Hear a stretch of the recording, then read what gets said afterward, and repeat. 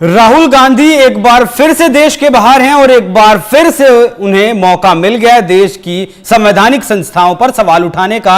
एक बार फिर से राहुल गांधी ने चुनाव आयोग को बिका हुआ बता दिया। महाराष्ट्र का उदाहरण दिया, बताया कि चुनाव आयोग ने जो आंकड़े महाराष्ट्र विधानसभा चुनाव के दौरान 5:30 बजे दिए थे, 7:30 बजते बजते वो बदल गए और 65 लाख से ज्यादा वोट बढ़ गए। जितने वोट हैं वयस्कों के, उससे ज्यादा वोट डले हैं महाराष्ट्र के चुनाव में। राहुल गांधी ने अमेरिका के बोस्टन में यह बोला है, कितना सही बोला है, कितना गलत बोला है, उसी पर विशेष जानकारी के लिए मेरे साथ जुड़े हैं हमारे वरिष्ठ सहयोगी पंकज प्रसून। सर बहुत बहुत स्वागत।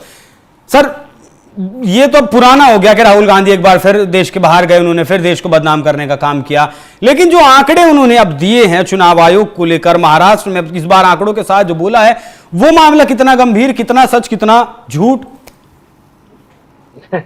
देखिए, वो उन्होंने ये कहा है कि चुनाव आयोग कॉम्प्रोमाइज्ड है, पहली बात। और उन्होंने कहा कि ये साफ साफ दिख रहा है और उदाहरण बताए कि 5:30 बजे तो जो था इतना लोग मतदान कर चुका था, 7:30 बजे इतने बढ़ गए। जो कोई भी पॉलिटिकली इलेक्शन कवर करता है, चाहे वो पत्रकार हो या विश्लेषक हो या जो इससे जुड़े हुए हो, उनको पता है कि क्या होता है। 5:30 का मतलब पता है, वो जो चुनाव आयोग के आंकड़े आते हैं वो भी आ रहे होते हैं, क्योंकि 5 बजे तक तो वोटिंग होती है और उसके बाद भी चलती रहती है वोटिंग। जब तक लाइन में व्यक्ति खड़ा है तब तक उसको वोट देना है। तो जो 5 बजे के या 5:30 बजे के आंकड़े होते हैं, वो आधे अधूरे आंकड़े होते हैं, कहीं से आई कहीं से नहीं आई, कहीं अभी चल ही रहा है चुनाव। जाहिर तौर पर 7:30 बजे तक जब फाइनल आंकड़े आएंगे तो बढ़ जाएगा। और इसलिए बढ़ता है क्योंकि देखिए, जब 5 बजे आपके पास आएंगे ना, तो वो दोपहर तक के आंकड़े आते हैं, 2 बजे, 2:30 बजे, 3 बजे तक के पहुंचते हैं चुनाव आयोग के पास या किसी के पास, तो वो बता देते हैं कि अब तक जो प्राप्त जानकारी है, 5:30 बजे तक जो हमारे पास जानकारी है, उसके अनुसार 3 लाख लोगों ने, 5 लाख लोगों ने मतदान दिया। ऐसे ही बोलते हैं ना चुनाव आयोग। ठीक है। जब फाइनल आता है तो वो कितने बजे आता है?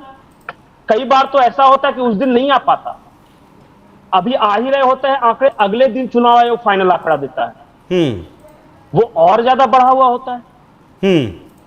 अब ये क्या तर्क है कि 5:30 बजे जो आंकड़े दिए वो कम थे और 5:30 बजे से 7:30 बजे तक इतने प्रतिशत वोट बढ़ गए?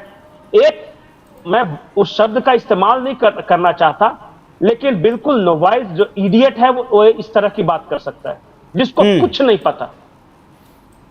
कोर्ट का दरवाजा खटखटाया इन लोगों ने। अरे काहे के लिए, कितनी बार तो गए यार कोर्ट में, और हर बार कोर्ट इनको भगा देता है। ये यार इस तरह की बेवकूफी वाली बात हम नहीं सुनते, कुछ तो तथ्य हो।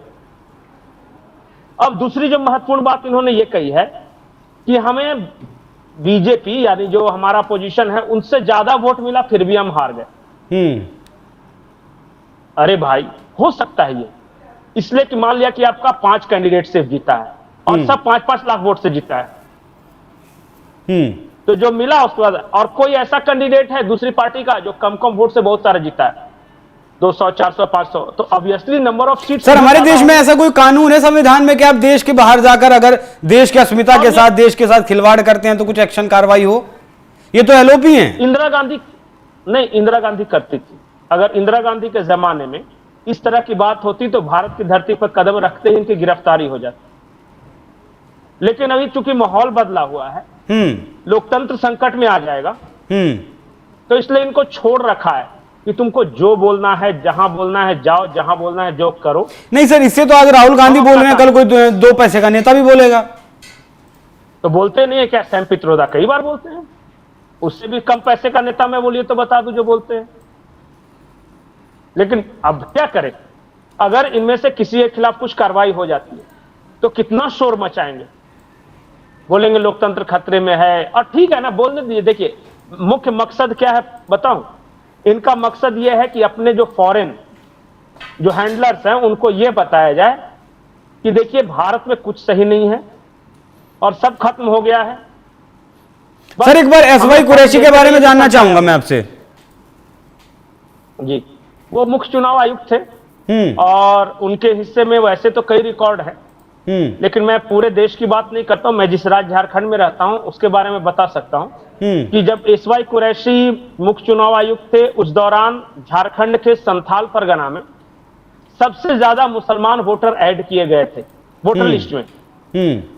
अब इतने ऐड किए गए थे कि पहले जितने मुसलमान थे उतना अगर दिन रात भी लगे रहते तो उतने बच्चे पैदा नहीं कर पाते, लेकिन उससे ज्यादा वोटर ऐड हो गए थे। अब कैसे हो गए थे, क्या जादू था, ये मुझे नहीं पता। और चूंकि बड़े लोग हैं, मैं बोलना भी नहीं चाहता कि केस वेस वगैरह कर देते हैं, लेकिन ये जो वोटर जो लिस्ट वाला मामला वो सही है। वोटर लिस्ट वाला मामला फिर क्या किया कांग्रेस पार्टी ने, इनाम कैसे दिया? अब देखिए, उतना डिटेल्स में मैं नहीं जाना चाहूंगा क्योंकि ये खतरनाक है। मैं इसलिए बोल रहा हूं कि नहीं, मैं इसलिए देश को, ये लोगों को जानना जरूरी है कि क्या उस वक्त में चुनाव आयोग निष्पक्ष हुआ करता था जब को देश में कांग्रेस की सरकार थी? नहीं भाई, आज चुनाव आयोग बिका हुआ है तो कभी तो निष्पक्ष रहा होगा ना चुनाव आयोग। आपने 58-60 साल राज किया है।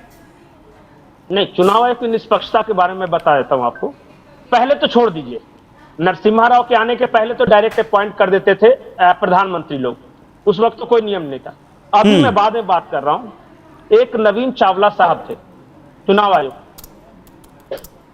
वो उनको जैसे क्या थे, जूनियर थे, वो उनको प्रमोट करके फिर बाकी सीनियरों को हटा के उन्हें चुनाव आयुक्त बनाया गया।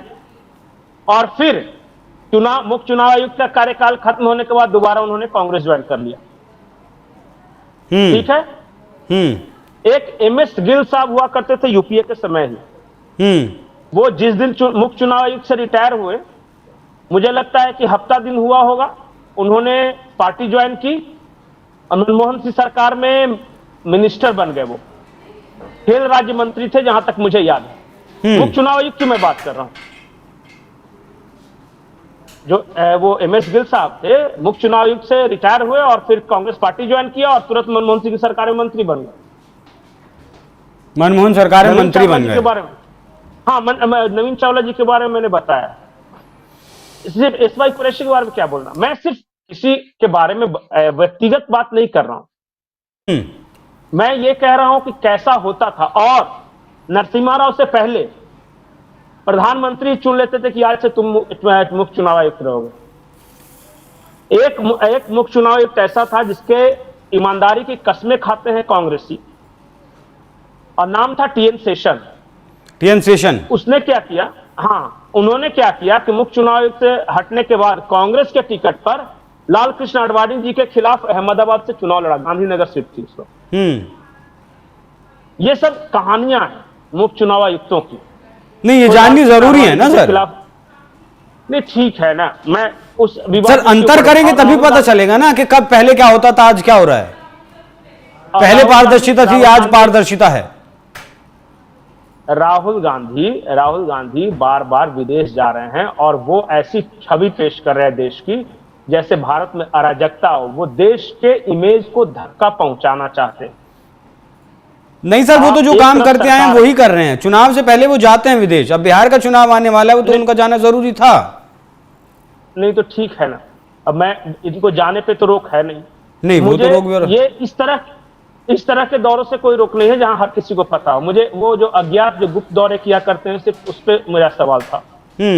ये तो बोस्टन हर कोई पता है कि गए हैं बोस्टन। कल भी वो सैम पित्रोदा इन्हें रिसीव कर रहे थे। आज गए हैं, ये कह रहे हैं कि भारत में चुनाव निष्पक्ष नहीं रहा। अच्छा, जिस तरीके से इन दौरों की जानकारी देते हैं, गुप्त दौरों की जानकारी क्यों नहीं देते, गुप्त यात्राओं की? इसका मतलब कुछ गड़बड़ है उनमें। यात्रा अब मैं ये कैसे बता दूं, ये तो जांच का विषय है। अब सरकार जांच करेगी इसे, मैं कैसे बता दूं। हो सकता है गुप्त रूप से ही बता के जाते होंगे, जो कि आम लोगों को नहीं पता चलता होगा, मीडिया को नहीं पता चलता होगा, शायद गृह मंत्रालय को जानकारी होगी। मुझे कुछ नहीं पता राहुल गांधी के बारे में, लेकिन राहुल गांधी ने जिस तरह से देश की छवि को नुकसान पहुंचाया है विदेशी धरती पर, वो चिंताजनक है। और पहले तो ये ऐसे नेता हुआ करते थे, सांसद हुआ करते थे, तो समझ में आता है। अब ये देश के नेता प्रतिपक्ष हैं, कैबिनेट मंत्री का दर्जा प्राप्त है।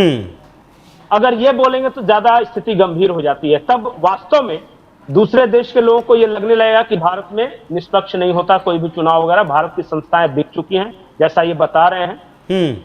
कॉम्प्रोमाइज शब्द का इस्तेमाल किया था, बिक चुकी है नहीं कहा था। कि इलेक्शन कमीशन, वही सर, कॉम्प्रोमाइज इंग्लिश में कह लीजिए, हिंदी में बिका हुआ कह लीजिए, बात तो एक ही है ना। अब पता नहीं जी, अब बीजेपी ने तीखी प्रतिक्रियाएं भी इस पे व्यक्त की हैं। हाँ जी हाँ, वो माफ कीजिएगा। संबित पात्रा ने राहुल गांधी की इस यात्रा पर आरोप पर जवाब दिया है, एक बार सुनवाइएगा जरा। सुबह से जब हम मीडिया देख रहे हैं, अखबार पढ़ रहे हैं और टीवी देख रहे हैं, तो मुख्यतः दो समाचार, दो खबरें सुर्खियों पर है। पहला खबर है राहुल गांधी विदेशी भूमि में जाकर वही करते हैं जो वो कई दशकों से करते आ रहे हैं, भारत की बेइज्जती और भारत का अपमान। अमेरिका में राहुल गांधी ने भारत का अपमान किया है। ये कोई नई बात नहीं है, पहली बात नहीं है, ये एक सुर्खी है आज की। इस पर हम विस्तार से बात करेंगे। और दूसरी बड़ी खबर है कि आज से कांग्रेस के तमाम बड़े नेता चोर मचाए शोर, ये देश के भिन्न भिन्न भागों में जाकर आज से प्रेस कॉन्फ्रेंस करेंगे मां बेटे को बचाने के लिए। जो ईडी ने सोनिया जी और राहुल जी को नामांकित किया है, बाय नेम मेंशन किया है अपने चार्जशीट में, उन दोनों के खिलाफ जो कार्यवाही हो रही है कोर्ट में, अभी सुनवाई है 25 तारीख को, और आगे जो कार्यवाही होने की संभावनाएं हैं, दोनों जेल जा सकते हैं और जाना भी चाहिए। जब देश को लूटा है तो जेल जाएंगे ही। वैसे में पूरे देश में एक माहौल बनाने का, एक अशांत माहौल बनाने का प्रयास कांग्रेस पार्टी करेगी। आज इन दोनों विषयों पर विस्तार से बात करेंगे। राहुल गांधी ने अमेरिका में किस प्रकार से भारत और इलेक्शन कमीशन को बदनाम करने की कोशिश की, मैं उस विषय पर आऊं, मगर उससे पहले मैं राहुल गांधी जी को एक बात स्पष्ट रूप से कहना चाहता हूं और देशवासियों को भी कहना चाहता हूं कि जो व्यक्ति और इनकी माताश्री 50,000 के मुचलके पर बेल पर बाहर हो, वो जाकर विदेश की धरती पर हिंदुस्तान को अपमानित करे और उन्हें लगता हो कि लोग उस पर विश्वास करेंगे, तो वो उनका भ्रम है। Those who are out on bail of 50,000 rupees, if they feel that they can destroy the image of this great democracy by speaking outside of this country, then they are totally on the wrong side of the line. Sir, मुझे लगता है कि संबित पात्रा ने सब कुछ बता ही दिया है। अब अगर आपको भी इस पे कुछ कहना है तो। नहीं, ये तो जो बता रहे हैं वो अपने तरीके से बता रहे हैं, वो चूंकि पॉलिटिकल पार्टी है।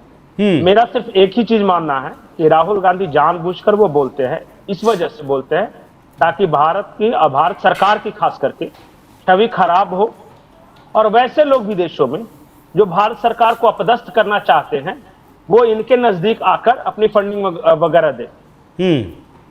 और क्या कारण हो सकता है, मेरी समझ में नहीं आता। नहीं तो विदेश में जाकर विदेशी धरती पर विदेशी मेहमानों के बीच ये कहना कि भारत में चुनाव आयोग बिक चुका है, चुनाव आयोग निष्पक्ष नहीं रहे, इससे क्या फायदा हो सकता है देश का?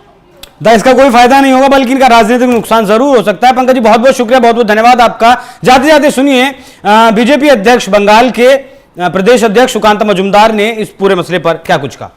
देखिए, राहुल गांधी जी को पहले ये तय करने दीजिए कि झारखंड में वो लोग जीत गए तो उस समय क्या अलग इलेक्शन कमीशन देश में था क्या, या अलग ईवीएम के द्वारा वोट कराया गया था? तो जहां पे आप जीत रहे हैं वहां पे बोल रहे ईवीएम अच्छा है, सही है, जहां पे आप हार रहे हैं वहां पे बोल रहे ईवीएम और इलेक्शन कमीशन खराब है। ये तो चल नहीं सकता। आज राहुल गांधी जी अपना हार का ठीकरा किसी दूसरे के सिर पे फोड़ना चाहते हैं, क्योंकि ये बहुत आसान होता है, लेकिन बहुत ही डिफिकल्ट होता है कि अपने ऊपर जिम्मेदारी लेना। मेरे लिए हारी है पार्टी, ये जिम्मेदारी लेना बहुत कठिन होता है। तो ये कठिन काम राहुल गांधी नहीं करेंगे।